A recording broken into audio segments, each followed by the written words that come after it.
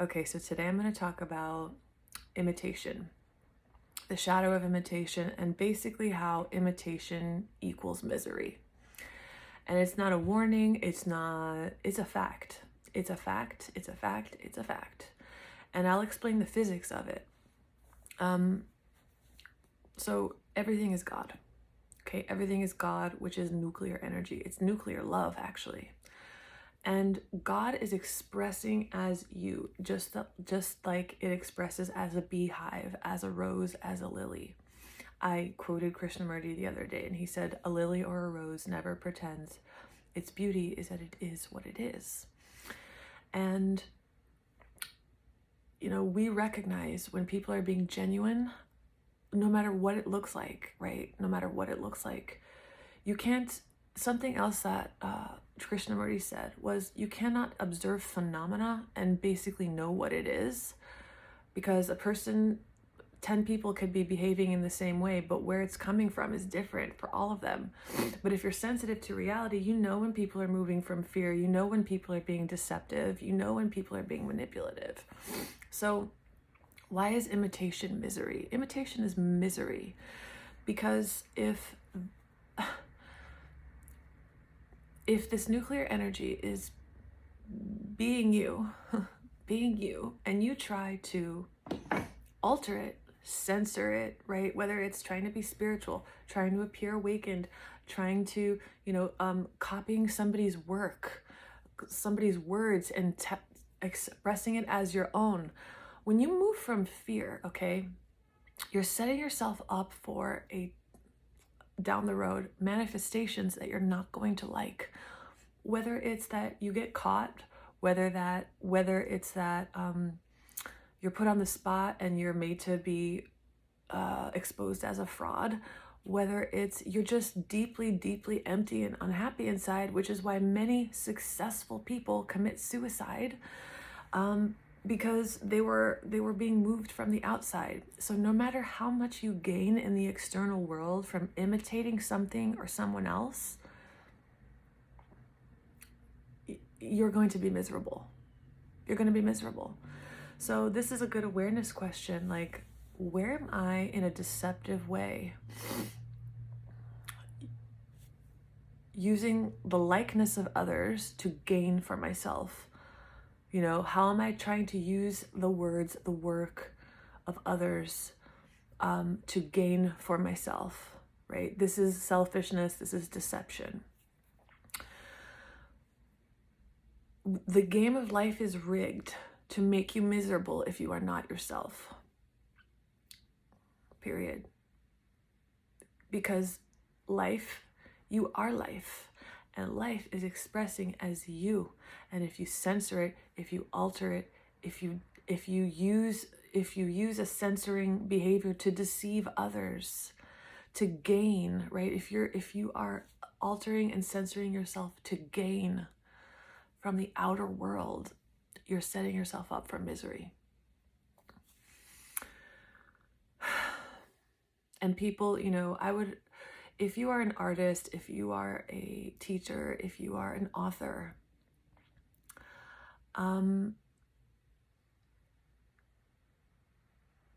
if you are saying something that has been said before, but you say it really genuinely from your experience, have you ever had the experience that you read something in a book, maybe 10 years ago, but then 10 years later, you actually got it.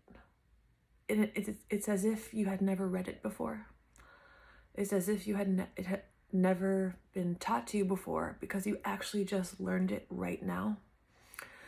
And the way that it exploded into your heart, and the way that you understood it in that moment, and the way that it applies to your life, that's gold. So I'm not saying, that there's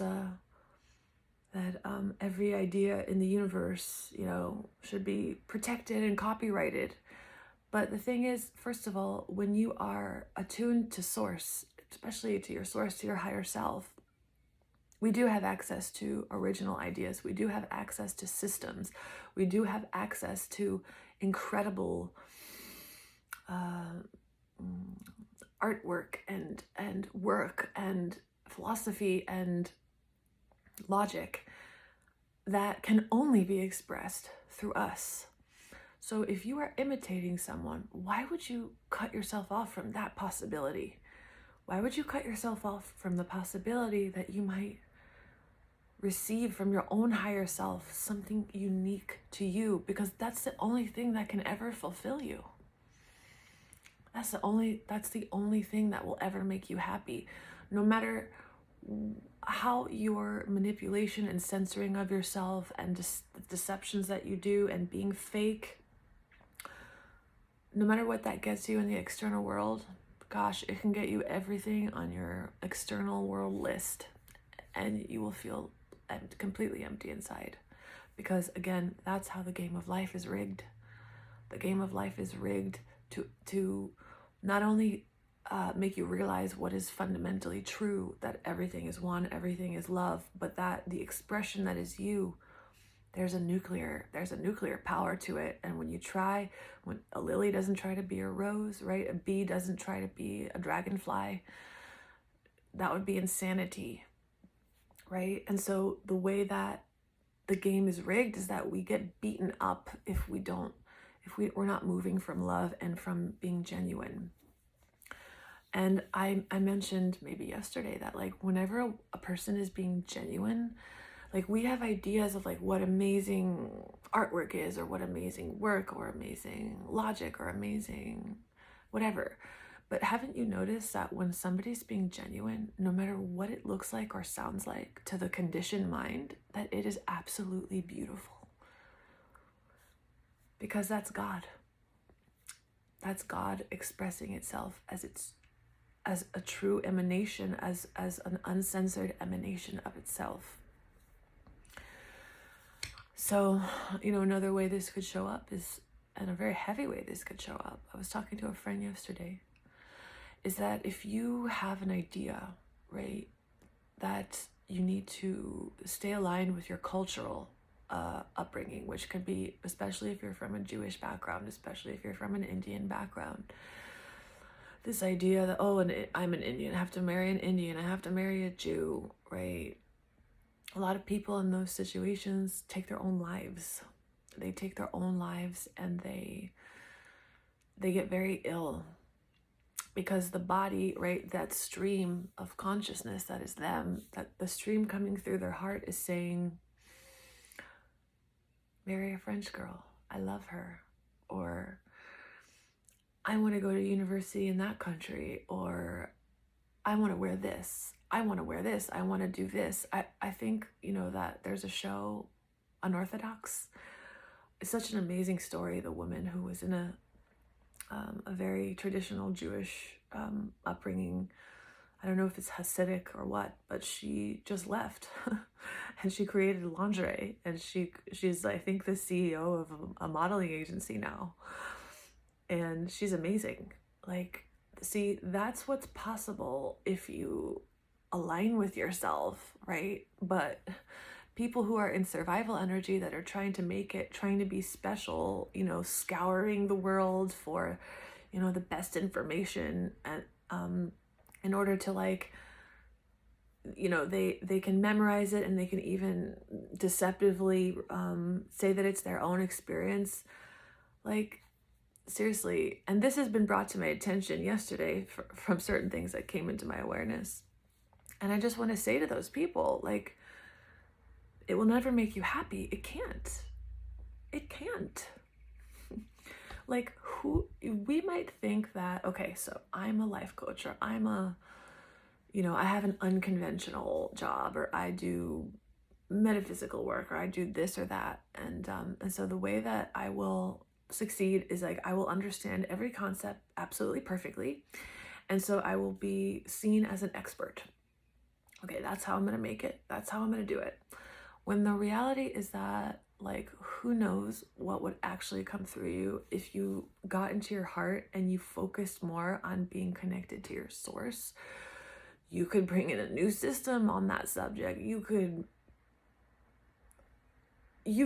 create artwork that would make people contemplate these concepts. You could express in, like, an incredibly beautiful way that wouldn't even compare to like when you're trying to imitate something.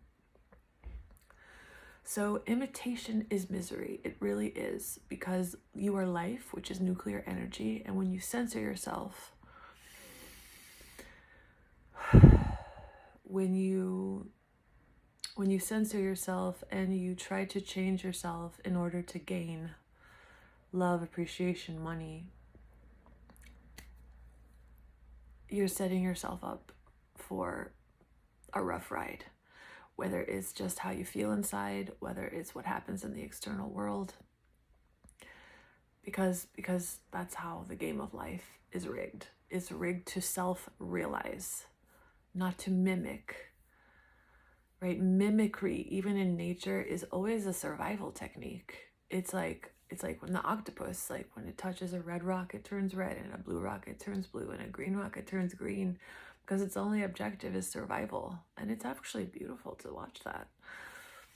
But we are moving beyond survival. We are moving into the quantum field. We are moving into realization of the quantum nature of reality, in the quantum nature of ourselves and our ability to receive from the field.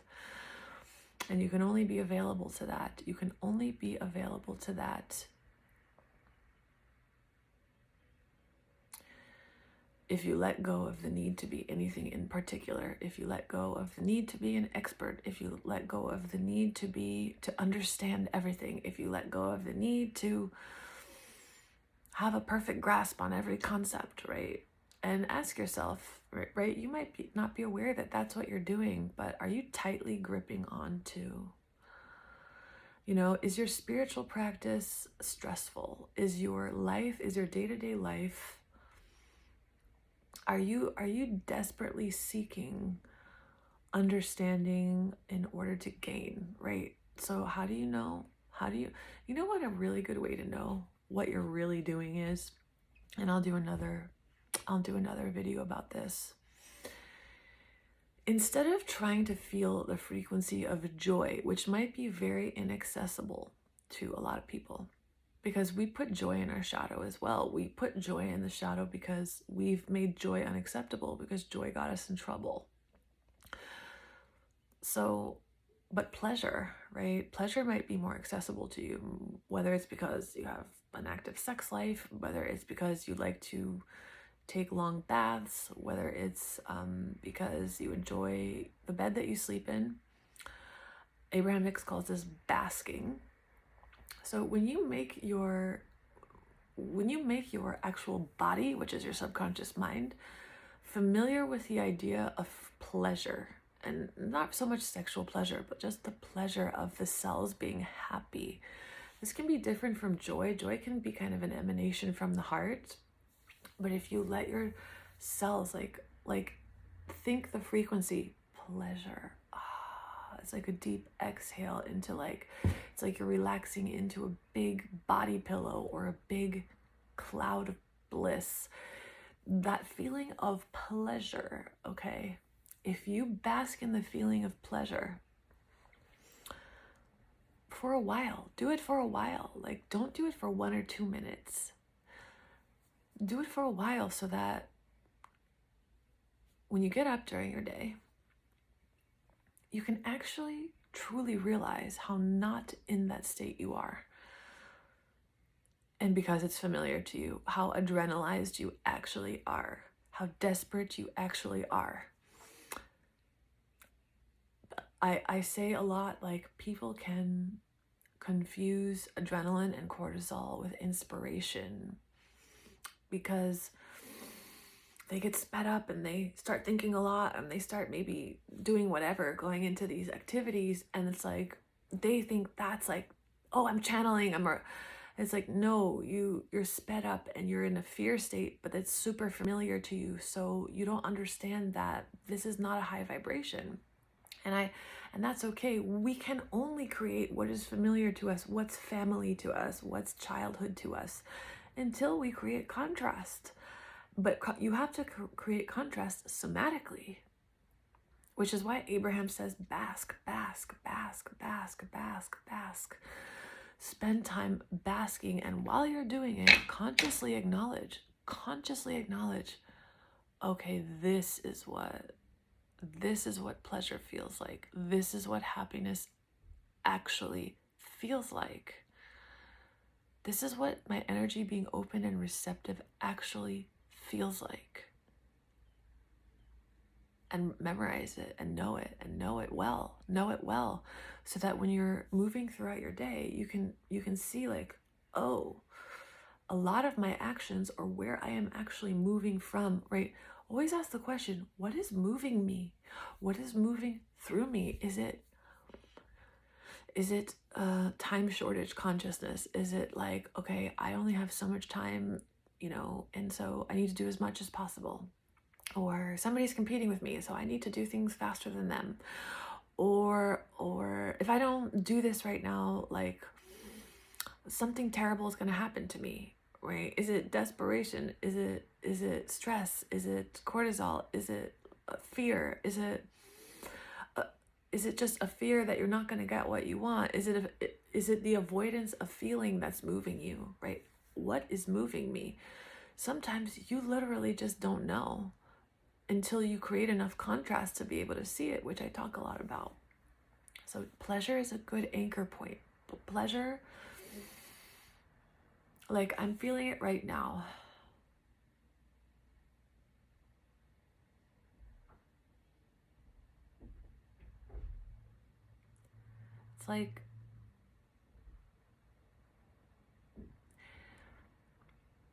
It's like my attention has moved more to my cells. Because basically what you're saying when you let yourself feel pleasure, you're saying to the universe, I want to be here. I want to be here. Like, I want to be here. It feels good to be here. It feels good to be here.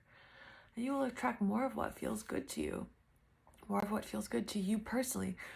And again, if you try to imitate someone, right? If you believe, okay, the avenue to my success and my survival is this, and so I'm going to deceive, I'm going to imitate in order to get what I want.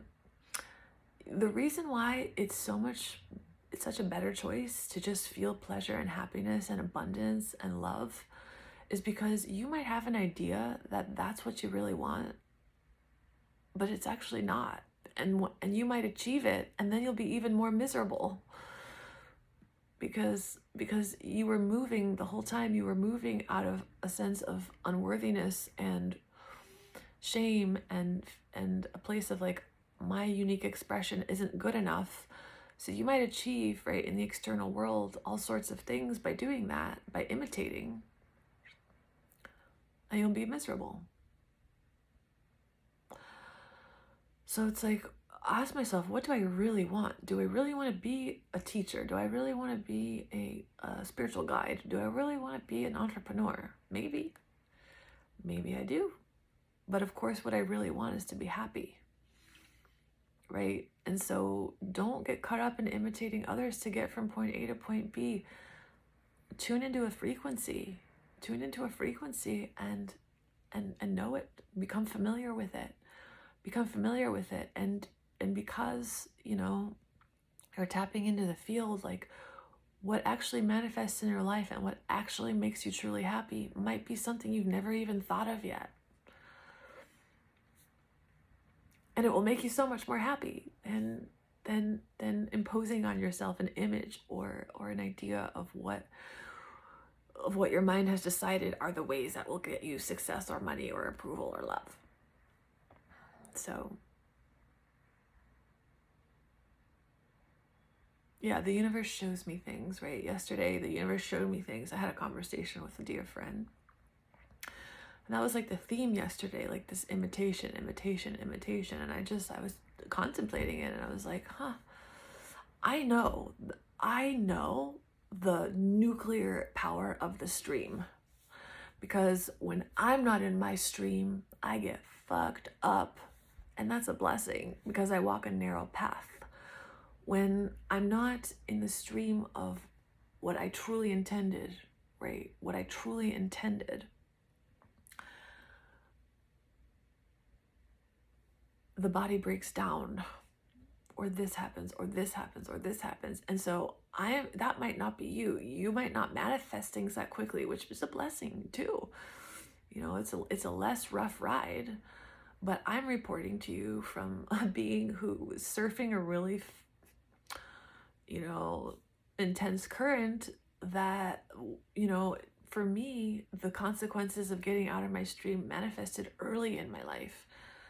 For you, it might be 10 years down the road, but why would you do that to yourself, right? And I get it. Like, we do that to ourselves because we don't know any better.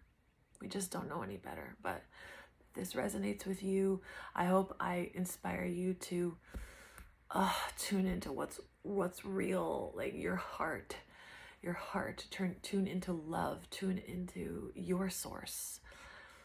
Because you demonstrating source as you is like the most maximal service and gift that you could possibly give.